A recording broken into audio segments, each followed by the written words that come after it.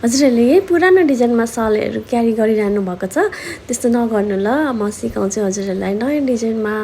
अब मङ्सिर माघमा बिहा पार्टीमा एकदम जाडो हुन्छ अनि सल उन हजुरहरूलाई मन पर्यो भने कसरी अलिकति रोयल लुक पनि दिने अनि आफूलाई पनि वार्म हुने तरिकाले कसरी सल क्यारी गर्ने भनेर म हजुरहरूलाई सिकाउँछु। हेर्नु होला ल फुल भिडियो। आँचल छोडेर साडी लगाउनु भयो भने पनि यो तरिकाले सल क्यारी गर्दाखेरि एकदम राम्रो देख्छ, एकदम स्मार्ट देखिनुहुन्छ हजुरहरू। यसरी लाउनु तातो पनि हुन्छ अनि राम्रो पनि देखिन्छ। अनि अर्को तरिका पनि सिकाउँछु ल हजुरहरूलाई म। सलको मुजा मजाले मिलाइसकेपछि त्यसलाई पिन गरेर आफ्नो कुममा राख्नु अनि कुममा पनि साडी पिनले सिक्वेर गर्नु।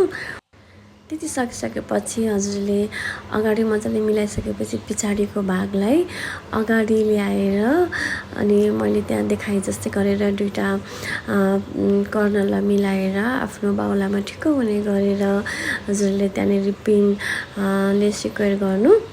त्यसपछि आफ्नो हात छिराएर अनि त्यसलाई अलिकता मिलाउनु। त्यसपछि एकदमै रोयल लुक दिन्छ है। यस्तै गरेर लाउँदाखेरि चाहिँ। Thank you for watching.